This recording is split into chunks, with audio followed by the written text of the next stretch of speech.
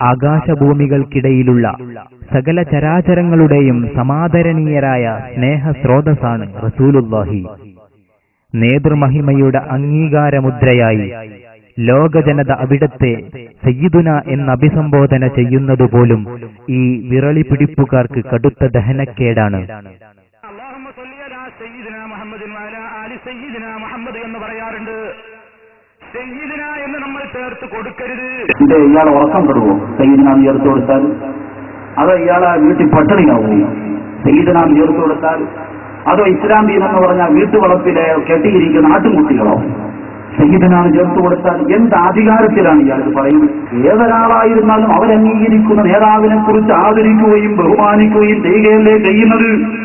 ഹബീബായ മുഹമ്മദ് മുസ്തഫ സല്ലല്ലാഹു അലൈഹി വസല്ലമ തങ്ങൾ തന്നെ പഠിപ്പിക്കുന്ന അന സയ്യിദു ഉൽദി ആദം, അന സയ്യിദു ഉൽദി ആദം. ഹബീബായ നബി സല്ലല്ലാഹു അലൈഹി വസല്ലം പറയുന്നു, ഞാൻ ലോക ജനതയുടെ സയ്യിദാണ്, ഞാൻ ലോക ജനതയുടെ സയ്യിദാണ് എന്ന് ബഹുമാനപ്പെട്ട നബി സല്ലല്ലാഹു അലൈഹി വസല്ലമ തങ്ങൾ തന്നെ പഠിപ്പിക്കുകയാണ്, ഞാൻ സയ്യിദാണെന്ന്. എന്താ ഇവര് പറയാനുള്ള മടി? ഇവര് പറയാൻ മടി കാണിക്കുന്ന എന്താണെന്നറിയുമോ? സയ്യിദിന എന്ന പദത്തിന്റെ അർത്ഥം ബഹുമാനപ്പെട്ട അഇമ്മത്തുകൾ രേഖപ്പെടുത്തുന്നു. എന്താണ് സയ്യിദിന എന്ന് പറഞ്ഞ പദത്തിന്റെ അർത്ഥം എന്നറിയുമോ?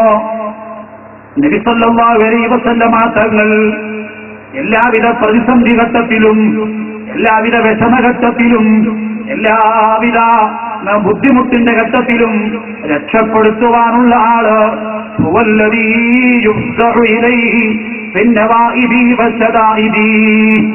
പ്രതിസന്ധി ഘട്ടങ്ങളിൽ രക്ഷപ്പെടുത്തുന്ന നബിയേ, പ്രയാസഘട്ടങ്ങളിൽ രക്ഷപ്പെടുത്തുന്ന നബിയേ. ഫയഖൂമു ബിഅംരിഹിം, ആരാണോ നബിയോട് ആവരാധികമായി ചെയ്യുന്നത് അവരുടെ ആവരാധി നബി തങ്ങൾ പരിഗണിക്കുന്നു. വയതഹമ്മലു അൻഹും മകാരിഹും, ആരാണോ നബിയെ വിളിച്ച് ബന്ധപ്പെടുന്നത് അവരുടെ പ്രയാസങ്ങൾ ബഹാനാ നബി തങ്ങൾ ഏറ്റെടുക്കുന്നു. എന്നിട്ട് വയദ്ഫഉഹാ അൻഹും, അവർക്ക് ആ പ്രയാസങ്ങളെല്ലാം നബി തങ്ങൾ നീക്കിക്കൊടുക്കുന്നു. ഈ ആശയം ഈ മുജാഹിദിനെ വിശ്വസിക്കാൻ വയ്യ. മഹാനായ നബിതങ്ങളെ വിളിക്കാമെന്നും നബിതങ്ങൾ നമ്മുടെ അത്താണിയാണെന്നും നബിതങ്ങൾ നമ്മളെ രക്ഷപ്പെടുത്തുമെന്നും നബിതങ്ങൾ നമ്മുടെ പ്രയാസങ്ങൾ മാറ്റിത്തരുമെന്നും അർത്ഥം വെച്ചുകൊണ്ട് നബിതങ്ങൾ തന്നെയാണ് പറയുന്നത്. ഇമാം മുസ്ലിം റിപ്പോർട്ട് ചെയ്യുന്ന ഹദീസ്, അന സയ്യിദു ഉൽദി ആദം യൗമൽ ഖിയാമ വഅന മൻ യൻഷഖു അൻഹുൽ ഖബറു വഅവ്വലു സാബിഇൻ വഅവ്വലു മുസഫ്ഫഇൻ, ഞാൻ നിങ്ങൾക്ക് ആദ്യമായി ശുപാർശ ചെയ്യുന്നവൻ ഞാനാണ്, ശുപാർശ സ്വീകരിക്കപ്പെടുന്നതും ആദ്യം എനിക്കാണ്. ഖിയാമത്ത് നാളിൽ എന്ന് പറഞ്ഞാൽ അവിടാണ് ഏറ്റവും ഭീകരമായ പ്രശ്നം.